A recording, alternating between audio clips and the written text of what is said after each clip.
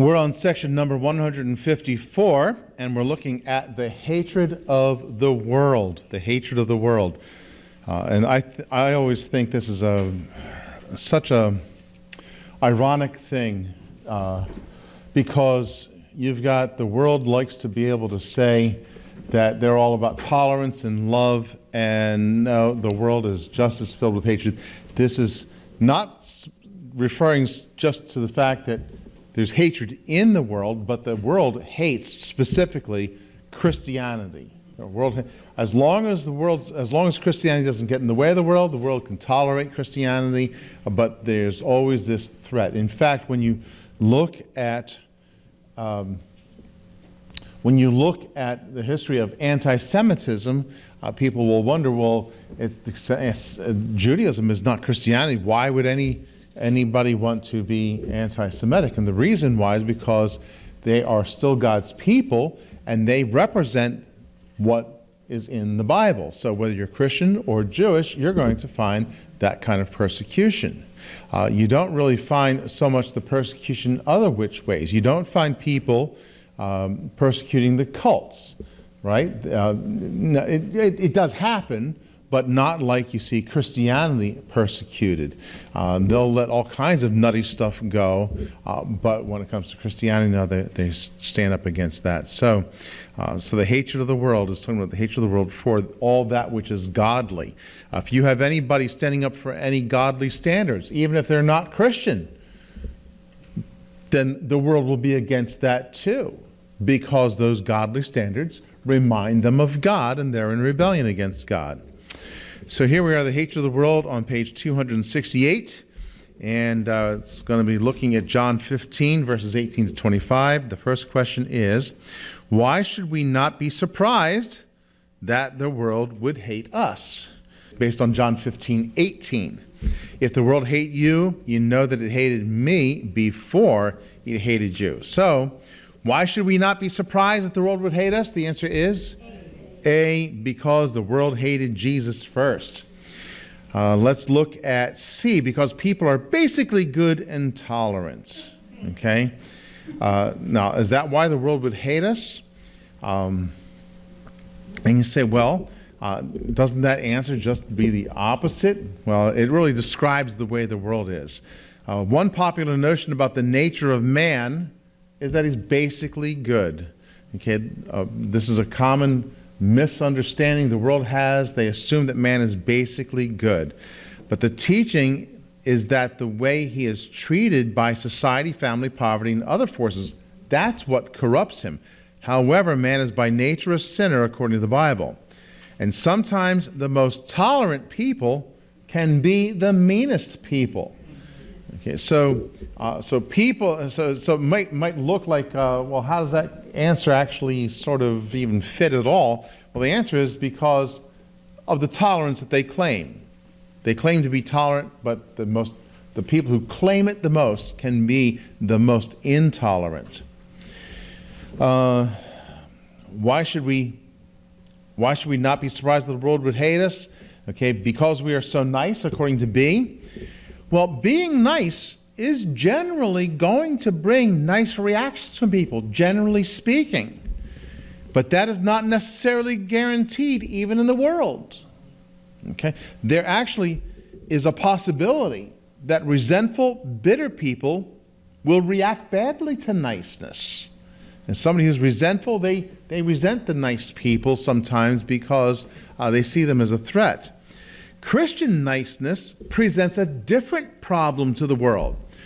Where the world might ordinarily appreciate our niceness, once they find out that you're Christian, that becomes a problem. It's why Christians might be nice. That's the problem. They don't want it to be because we're following God. They don't like that idea. So even if you are nice as a Christian, they find out that your niceness is based upon your love for God. Now all of a sudden you become suspect. So A, because the world hated Jesus first. That's why we should not be surprised. Especially when people find that you're a Christian, and the more sincere you are as a Christian, the bigger the threat you are to them. When churches have been more closely aligned with the state, true churches that operate independently as they should do have been attacked as being anti-state, an anti-established church. So when you want to try to be a true church, that which is associated with the state church, all of a sudden you become suspect. Centralization of power in the world is the work of and the result of elites trying to gather power and to eliminate competition. So when you get a state church, the state church tries to eliminate the independent churches. And this has been extremely true in all of church history. The rebellious nature of man against God puts them at odds with Christianity, which is in competition with worldly power. Therefore, the world hates Jesus first, and then all that represents him. And so you really don't want to see a worldwide church. You don't want to see a state church. It happens. Now, when I said centralization of power, that's centralization of power in any kind of human endeavor. It could be centralization of power in the Boy Scouts. It could be centralization of power in government. It could be centralization of power in churches. Centralization of power is a bad thing, because then people try to rise. Those who are controlling will try to rise into those elite positions to have mastery over a larger group. Now, Mr. Emmanuel, here's something that I will clue you into that I did not know when I was your age, okay? And that is, you would think, aren't we all nice here, Emmanuel? We're a bunch of nice people. We play ping pong, right? We had a manna hunt this morning. We were out there in the backyard with manna. And you know, you're used to this all being, and so you would probably find it hard to imagine that people would be so mad. But you haven't lived on the face of the earth long enough to have taken notice of this. But I want you to be aware, this is what you're going to discover over time, is that there are going to be people who are going to try to destroy your faith. Specifically, they're going to do it in your schools. It's going to happen at schools. Most likely, it's going to happen in college. You will find that kind of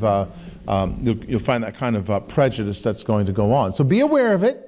Okay, if you haven't seen it yet in your young life, you're going to notice it later on. Remember that I told you so, okay? And that just means that we got to work hard. Sometimes we've got to work twice as hard to be half as good as people in the world. And that can be said in many venues too. Okay, so very good. Be aware of it, that there's a hatred out there. You will see it sooner or later. Okay, now question 879. Who does the world love? And that's based on John 15:19. If you were of the world would love his own. But because you are not of the world, but I have chosen you out of the world, therefore the world hateth you. And so the answer is, it is B. The world loves their own kind. I'm going to pick on Emmanuel a little bit. Emmanuel, you're going to get some special lessons today, it looks like here. The world, they love their own kind. Okay? As they will sort of enjoy you. Your friends might enjoy you. They might like it if they see you sin, because you see, that makes them feel comfortable in their sin. When you start talking about God, all of a sudden they're going to be thinking in terms of, well, he's talking about God, but I don't want to do those things. And so now all of a sudden, you're not like them. You've got to stand firm in that day. You've got to be strong and maintain your stand. You don't have to be a jerk about it. You don't have to be all preachy about it. Sometimes you can. But just know that don't give in. You hold firm, okay? Because I was just talking to somebody whose sibling, who's old, just died and had problems of addiction and things over their life. And some of your friends, they're going to think it's quite funny to be doing drugs and getting drunk and things like that. Now they're legalizing marijuana. And they're going to think that's quite funny to do. Okay? I deal with the people whose lives are ruined by that when they're 40, 50 years old and they're still living with that mindset, well, with whatever mind they have left. So you stand firm. they're going to think it's quite funny, and they might think that you're strange for not participating. They're the ones who are going to be crying later on. Okay, so good lessons for you today. Let me see what else is going to come up for you here. Okay, so the world loves their own kind. But probably more correctly is that the world appears to love their own kind. They don't really love their own kind because they don't have real love. They love themselves especially. So they appear to love those who are more like them. There's a balance of power that is achieved when people are very similar and they're really living in a sense of truce, in a kind of truce. That's the way people, they look like they're loving each other. No, what they're doing is they're tolerating each other. And they, as long as nobody gets in each other's way, when somebody gets in their way, that's when the real them comes out. Okay, so for A, those who are not of this world, well, they do not love those who are not of this world, but this is understood as not being of their world. Okay, so God's domain becomes a threat to them. Okay, for C, those who help them see their sin. They just love to have you point out their faults, right? Nobody likes to have their faults pointed out to them. But you know, our very existence, living for God, will often be a reminder to people of their sin. Now, it doesn't have to be that way all the time. I remember when I was working in a factory, there was an older gentleman. He was about 30, 35 or something like that. He was older to me then. And he was the nicest guy, and he went about his work. He was energetic and things like that. And he was very pleasant to be around. It was very pleasant to be around. But when you start to talk about the gospel and how people should go into church, people don't like to be reminded of that. So the world does not want someone to point out their sin primarily because they don't want to be challenged to repent. Okay, and most specifically, they don't want to be challenged before God. Okay. Question 880. Why will the world persecute us? This is going to be based on John 15, 20, and 21. Remember the word that I said unto you, the servant is not greater than his Lord. If they have persecuted me, they will also persecute you. If they have kept my saying, they will keep yours also. But all these things will they do unto you for my name's sake, because they know not him that sent me. So why will the world persecute us? B, because they do not know Jesus in their hearts. When we look at A, because we're hypocrites, well, the world only feigns to not like Christians because they are hypocrites. People secretly like Christian hypocrisy because it makes them feel better about themselves. Okay, they'll say, oh, you're a bunch of hypocrites, but secretly they like that because it doesn't remind them of their own sin. For B, because they do not know Jesus in their hearts. The real reason the world will persecute believers is because of their rebellion against God. That's what's really, truly underlying everything. It's not just because God is inconvenient to them, but because in their hearts, being lost, they're actually in rebellion against God. When someone is a believer in Christ, they will be truly tolerant of each other, not forcing them to repent, but giving them room to consider their need for God. Again, people are going to misinterpret that. They're going to still think you're forcing it on them, even though we're trying to give them room. True Christianity will only seek to influence governance in what really matters, creating only necessary laws against things like murder and theft. We are not seeking to make a Christian nation. We are seeking to make a moral nation, though. We're not trying to, when I say a Christian nation, I mean by way of government. That's what it means when you say nation. We're not trying to have a Christian nation as in having a Christian government. We want a moral government, and we want it to be our morality. Okay, now, if we are seeking a Christian nation in that we want to get everybody saved, sure, a nation made up of Christians, yes, but you don't want to have the United Christian States of America. That's what you don't want to say. Murder and theft are easy to recognize as problems, but at some point it can become difficult to determine what laws are truly necessary. Those who know Jesus will need less law because they will be sensitive to the law of God and be convicted when they hear his word preached. I think it's been interesting that you have the blue laws. How many people remember what a blue law is? Okay, a blue law is specifically laws regarding having activities that are not allowed on Sundays. I don't know why they're called blue. Blue for some reason, but it was a reference to laws that where stores are not allowed to open. I believe in Bergen County still there are blue laws up there.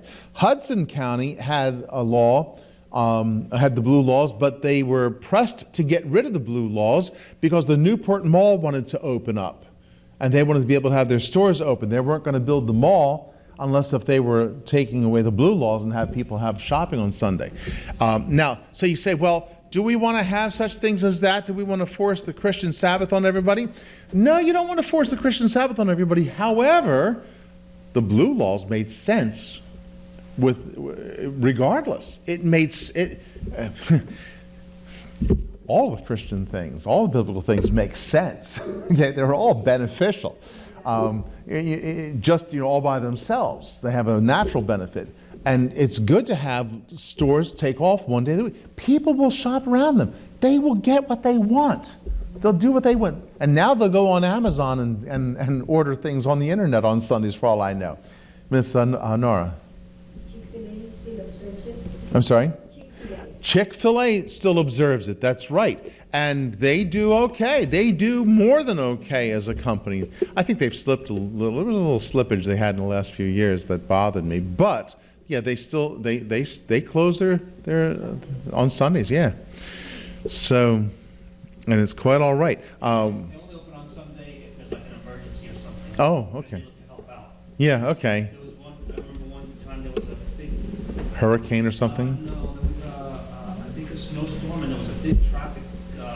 A lot of people couldn't get home, and they went out on Sunday and they brought meals to people who were stuck in their cars waiting to be either towed or be able to be moved. Okay, we got to get the microphones out. Let me repeat that. Chick-fil-A will open up, and Joe's telling about how there was one occasion where there was a strong storm, some people stranded on the roads from the snow and stuff like that, and they went out to work and they helped people out that way. Okay, so really, we let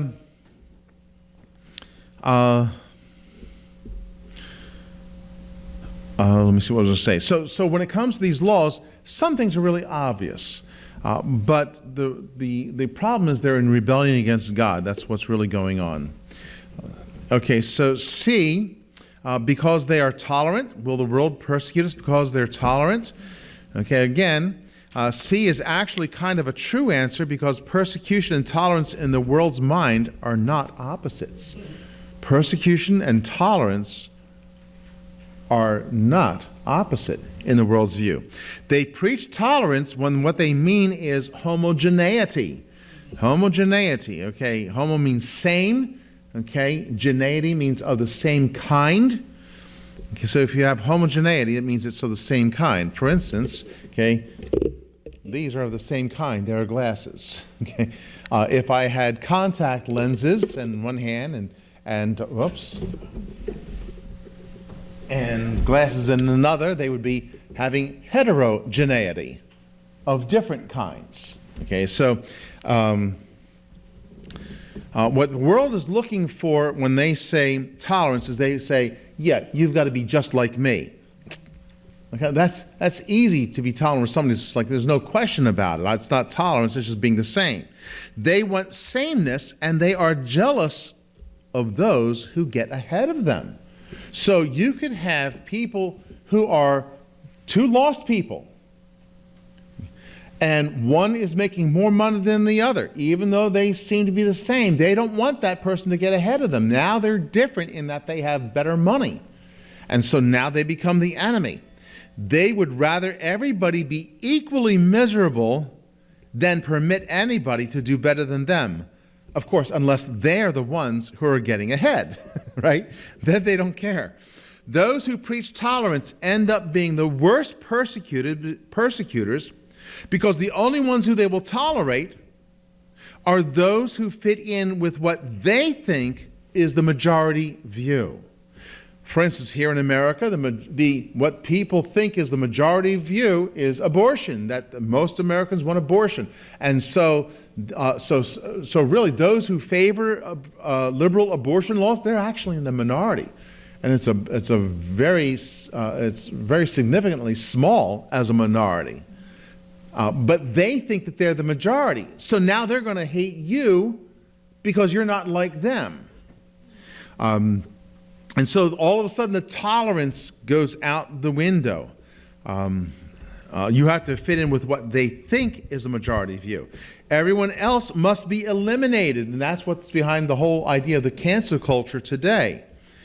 Yeah, Brother Joe, let me let you go before I move forward there. Go ahead. Yeah, same thing was true with same-sex marriage. Yeah. Every time they left a state to its left the issue to voters, even in Hawaii, which is one of the most liberal states, 1% did not favor same-sex marriage. So that's why they had to keep bringing it back to legislation, because they had to force it through.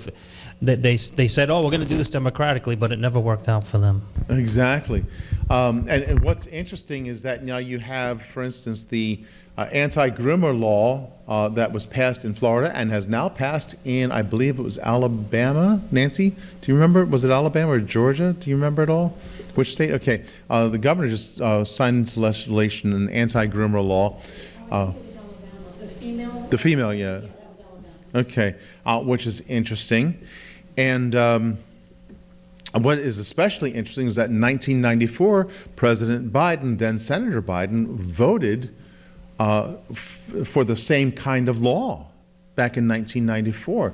There was on the federal level, there was a law that was, Ted Kennedy was promoting it. I'm trying to think who else was involved. And you saw on the floor of the Senate how they were putting this amendment on of an education bill, and it said specifically, they said it out loud, you cannot promote homosexuality in the schools, or else you will lose your 100% of your education funding will be cut off. And they voted to approve it. This was under the Clinton administration of all things, and President Biden then, at that time, voted in favor of the right law, okay, being an anti-groomer law. But now it's like, oh no, everything is shot. Keep in mind that you will hear, let me give you a little bit for your arsenal should you get into a discussion. People will say to you, oh, well, how can you deny these health services to transgendered individuals? And they make it a question of health. You're saying, well, yeah, I guess they should get help. We don't want to deny them help. But but this is very insidious, because laws are on the books that when they do go to get help, they are not allowed. The counselors are. It is illegal for a counselor to help somebody have a normal. For the biological gender. Exactly. You are only allowed to promote their perceived thing, and you're only allowed to push them further into their sickness. And many of these transgendered individuals, as kids especially, are going through other mental health issues, of which that is only a small part. So they'll get you saying, oh, don't you want them to get help? Yes. As long as that help means that they're going to get counseling to help them get straightened out. Okay, but the laws are not on the books for that. So all of a sudden, because you're not going along with the way they think it should be, now you are considered to be violent. If they will not allow you to just be silent about matters, because they say silence is violence. You cannot be just pro whatever or just silent. You have to be anti-normal, what we would call normal, that is. You have to condemn Christian views in their book. So the world is not tolerant. or their tolerance is violence. Everyone else must be eliminated. What they fail to consider is human nature, and that there will always be differences of opinion. The only way to get a collective opinion is for some minority to force their opinion on the rest of society, according to them. Okay, so this is a big issue. Okay, question number 881. What effect did Jesus have on people by coming into the world? This is based on John 15:22 to 24. If I had not come and spoken unto them, they had not had sin, but now they have no cloak for their sin. He that hateth me hateth my Father also. If I had not done among them the works which none other man did, they had not had sin, but now have they both seen and hated both me and my Father. And the answer is A. He revealed how sinful they were by the way that they reacted to him. As long as there's nothing to react against, that they might have gone on and not had anything noticed. But now that Jesus comes, it's like, okay, I'm here. Now what are you going to say? Now what are you going to do? And so now they were forced to confront their sin because now God's there standing right in front of their faces. So you look at B and C. He made them feel loved and accepted for who they were. Okay? Or he made them love themselves so they could feel better about themselves. Well, B and C are directly related to each other. Making people loved and accepted without any need for repentance is what the world thinks is needed. They do not mind leaving someone comfortable in their sin because they avoid calling anything sin so that their particular sin will end up being overlooked. They just call it all normal. And this is one of the things that has happened regularly. Let me think. Defining something down. I can't remember the figure of speech in... Brother Joe, would you just put Google real quick the words defining down and see what comes up? There's a phrase. Down? Yeah, there's a phrase. I will say defining sin down. That'll work for me for right now. But look, see what the popular statement was. It's just coming back to my mind. This was the concept that was put out by Justice Bork, and he wrote the book Slouching Towards Gomorrah. It's defining deviancy down. That was the phrase, defining deviancy down. And the idea was, if you take any deviant behavior and how they deal with it, rather than enforcing laws, they dumb down the law. For instance, they want to make marijuana be just a recreational kind of thing. They had such a hard time dealing with convictions and with enforcement of marijuana stuff because it's so out there. Well, instead of just continuing to deal with it as a problem, okay, the way that it wreaks havoc on a neurological system, that's what it does. It works on a neurological system. Okay, it takes, I think it's a 28-day half-life for marijuana, for THC in your system. In other words, it takes 28 days before half of the effect is gone. And then 28 days is half, I believe its half-life is 28 days. And so you will still have that effect. Well, rather than just commit themselves to what it takes to deal with it, just decriminalize it. Don't call it a sin anymore. And this is what happened with alcohol. People are so up in arms about, all you people who were so inconsiderate about COVID and not protecting each other.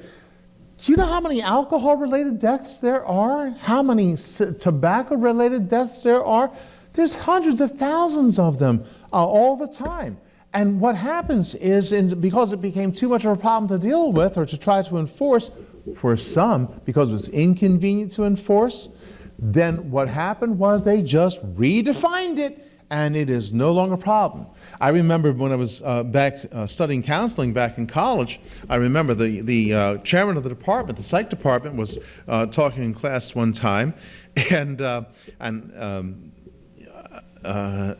he was trying to defend legalization of marijuana, and he said, "Well, do you know what the drug of choice is for young people?" And he says, "It's not marijuana, it's alcohol." And so I just raised my hand. You know, sometimes you wish you could think so quickly, and that was one of those times. God blessed me. And I said, well, yes, that's because alcohol is not legal. If you make marijuana legal, then people can get that freely. They're going to go for that too. So that's the reason why alcohol is the drug of choice, because they can get that without any problems. Okay, decriminalizing will not leave it as a drug of non-choice. It will become a drug of choice for them. And so, and he conceded the point at the time. But this became the problem. Prohibition laws actually worked in their day. There are still areas of the country that are considered dry counties where you can't get alcohol. They have to cross county lines to get it. Okay?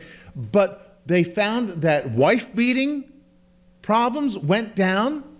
They closed alcoholism clinics because they weren't needed.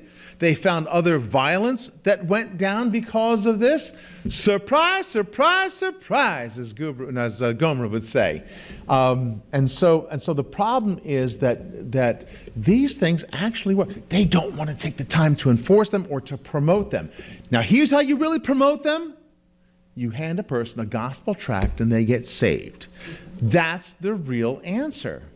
Okay. So as you have a diminished impact of Christianity, and you will have the rise of those things. We are salt that preserves the world, but when you have a diminishing of it, then you are going to find those problems to rise up. So let me just hang on before I call on Joe again here.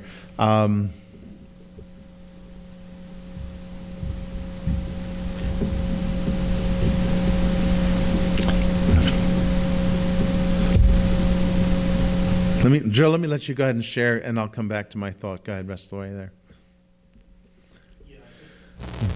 I was just going to add to what you just said about alcohol. One of my Brazilian students I think you have to move over, Joe. told me that in Brazil,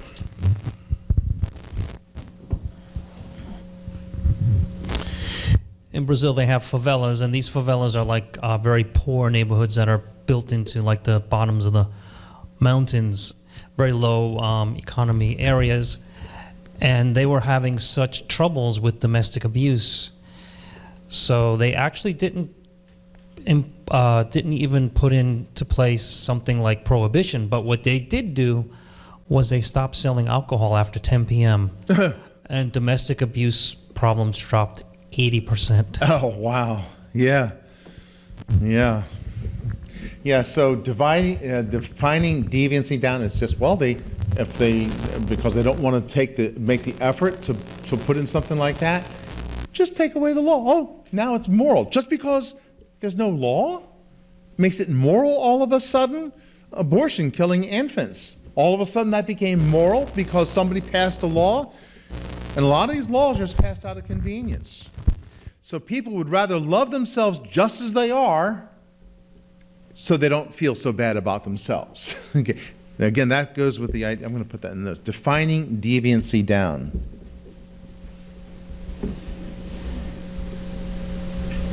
I found an excerpt from the original. Do you want me to? Sure, go ahead, yeah. Make sure we get a good position for the microphone so it comes out clear. Okay. I think that's okay for now. Yeah. Okay. So this was Senator Daniel Patrick Moynihan.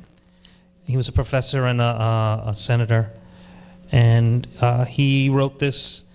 Yeah, he wrote this about what he called defining deviancy down. He said that deviancy, whether it be crime, broken homes, mental illness, or something else, had reached such vast and incomprehensible proportions that we've had to adopt a form of denial. We deal with the deviancy epidemic by simply defining away most of it. We lower the threshold for what we call normal in order to keep the volume of deviancy manageable. Amen. He's described it very well, Ms. Nora, yes. Oh, a microphone? Oh, yeah, okay. I know where she's going with this.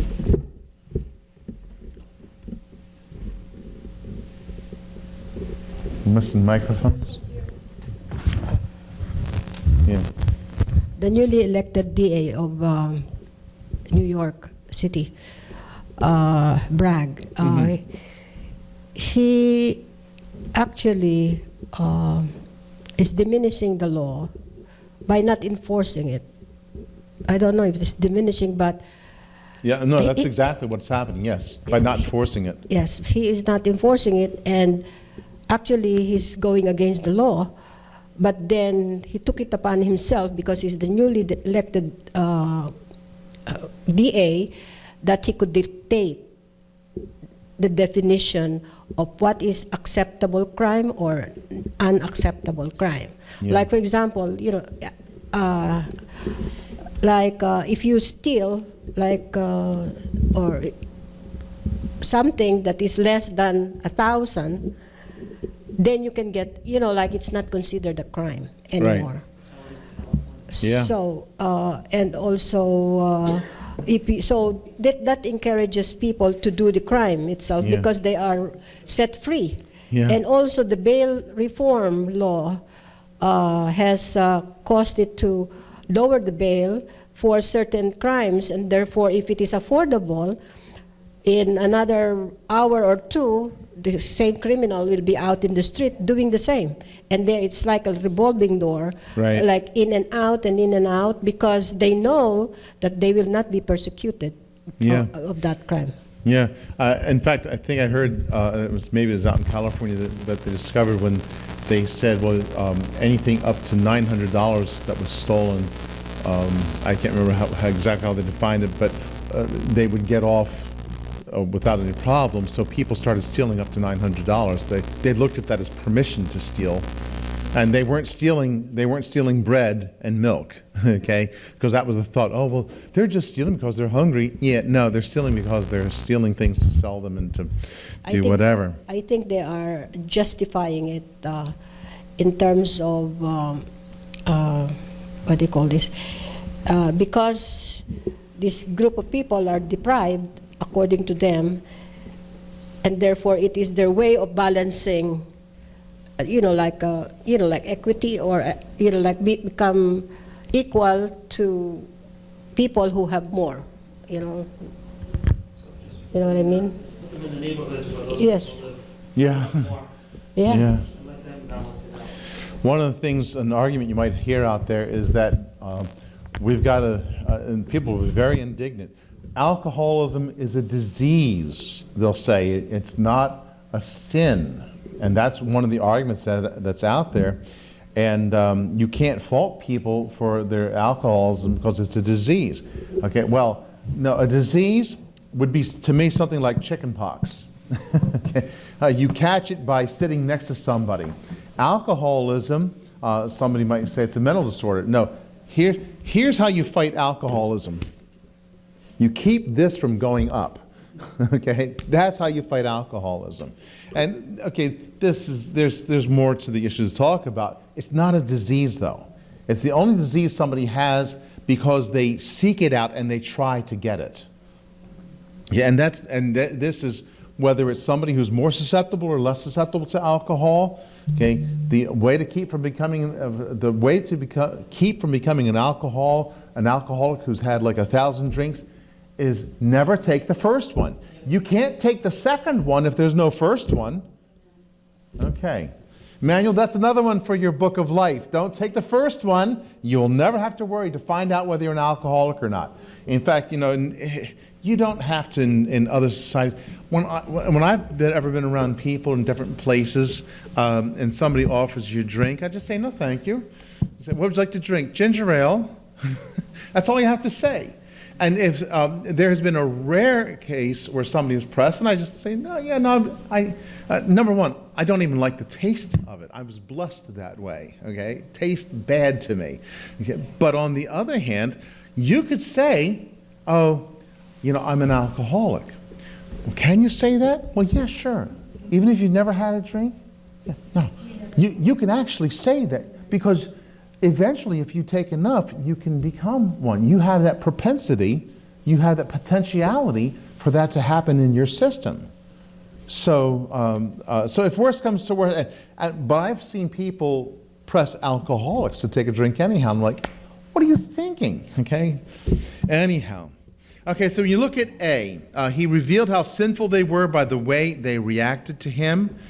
Okay, well, God was not obligated to come into the world as if he had to have some less proof of his existence. However, by coming into the world as God, people were most directly forced to recognize him. Even though coming directly into the world was no guarantee that people would accept him as their God, it removed their ability to ignore him. So by their reaction against him, their sinfulness is ultimately revealed. Kind of reminds you of the statement of Pilate. That was the statement that was made, "What will you do with Jesus the Christ?"